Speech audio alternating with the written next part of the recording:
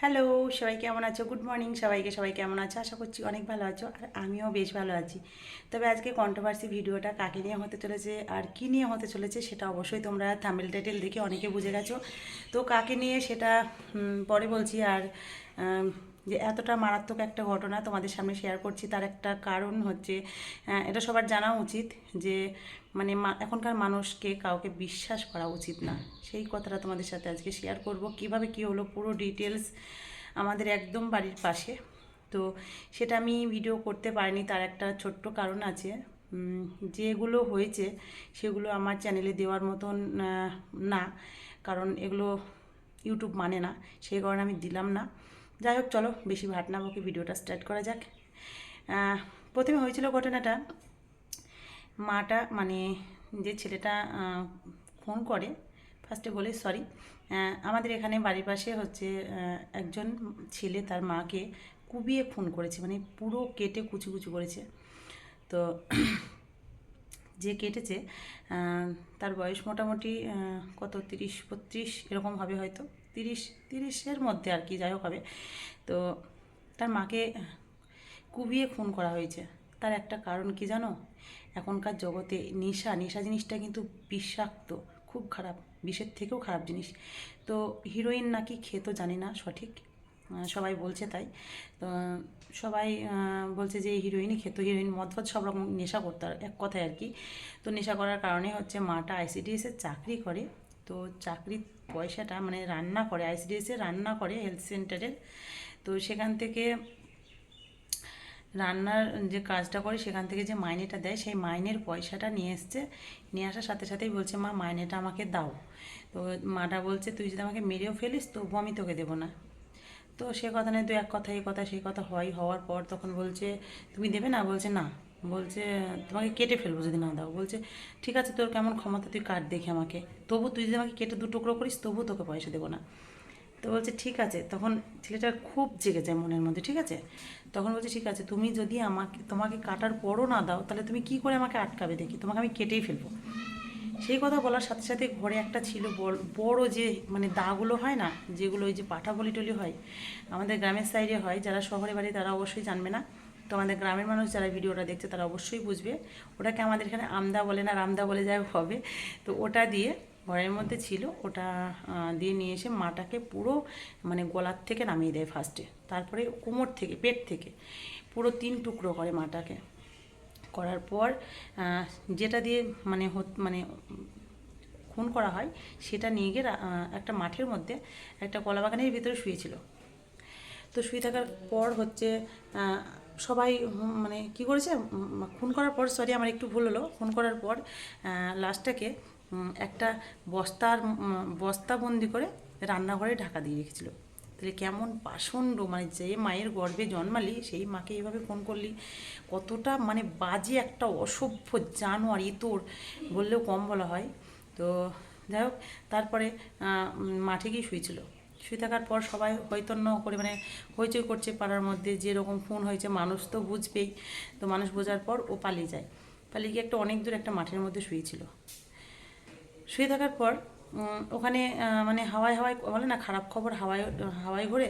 তো ওখানে মাঠে একজন ছিল, সে বলেছে কিরে তোকে পাড়ার লোক সবাই খুঁজছে, পুলিশ তন্ন তন্ন করে খুঁজছে, তুই এখানে শুয়ে আছিস, আমি এক্ষুনি বাড়ি গিয়ে বলছি যে তুই এখানে শুয়ে আছিস। বলার সাথে সাথে ছেলেটা মানে যে লোকটা বললো সেই লোকটার গলা দিয়ে পুরো একদম নামিয়ে দিয়েছে, সেই দাটা ওর কাছেই ছিল।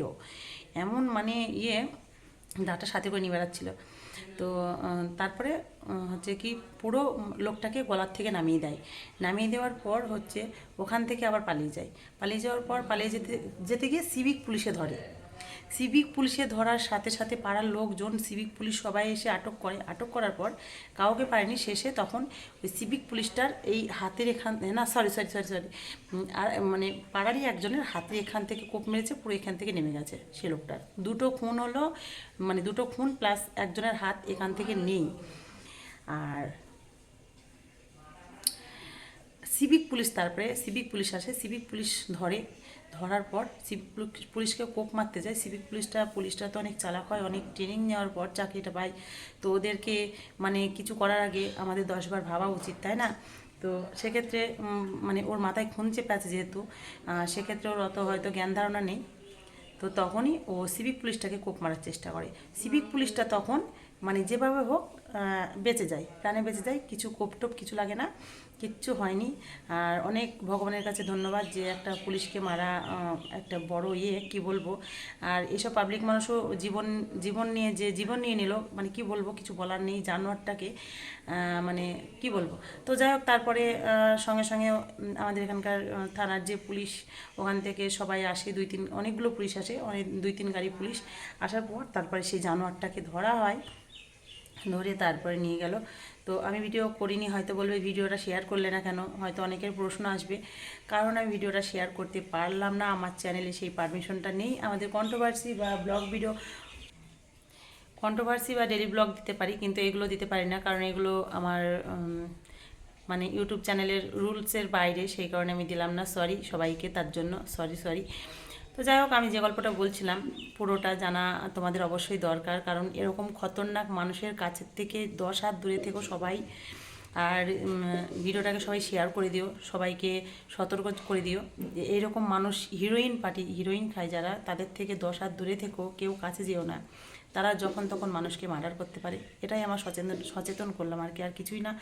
তো যাই হোক, তারপরে পুলিশে যখন ধরে নিয়ে যায়, তাকে সে একটাই কথা বলতে গেল যে আমি যদি কোনো দিন ছাড়া পাই, যাবজ্জীবন জেল দেওয়া হয়েছে তাকে, কিন্তু যদি কোনো দিন, যাবজ্জীবন মানে তো মনে হয় যত সম্ভবত 14 বছর, তো 14 বছর পর যদি আমি ছাড়া পাই, আমার এগেনস্টে যারা যারা মানে করেছে, তো আমি সবাইকে মানে কেটে পুরো টুকরো করে দেবো, এটা আমি প্রতিজ্ঞা করে গেলাম। এরকম একটা মানে সিনেমার ঘটনাকেও হার মানাবে এমন অবস্থা, কি বলবো।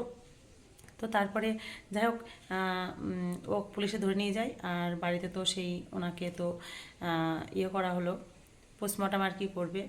পুলিশ আসলো, সেখান থেকে তদন্ত করে সবাই সবটা জানে, এখান থেকে পোস্টমর্টম করার কিছু নেই। তো যাই হোক, নিয়ে যাওয়া হয়েছে ওখানে, দেখা যাক কি হয় না হয়। তো এটুকুই বলার ছিল। আমার আমার বক্তব্য হচ্ছে, ওকে ছাড়া যাবজ্জীবন না, মানে 14 বছর না, আমার যেটার কমেন্ট সেটা হচ্ছে ওকে ফাঁসি দেওয়া হোক। তোমাদের কি মত? তোমরা কি বলতে চাও অবশ্যই কমেন্ট করে জানিও। আর দেখা হচ্ছে পরে একটা ভিডিওতে। ভিডিওটা অনেক বড় হয়ে গেল, 8 মিনিট প্রায় হয়ে গেল। দেখা হচ্ছে পরে একটা ভিডিওতে। সবাই ভালো থাকবেন, আর ভিডিওটা অবশ্যই শেয়ার করে দিবেন, আর প্লিজ সাবস্ক্রাইব করতে ভুলবেন না। আর থ্যাংক ইউ সো মাচ আমার ভিডিওটা ফুল দেখার জন্য, অনেক ধন্যবাদ। এইভাবে পাশে থাকবেন, আর অসংখ্য ধন্যবাদ। জানিয়ে ভিডিওটা শেষ করছি, কেমন লাগে সেটা কমেন্টে জানিন। আর অবশ্যই ছেলেটাকে কী শাস্তি দেওয়া উচিত অবশ্যই এটা জানাবেন।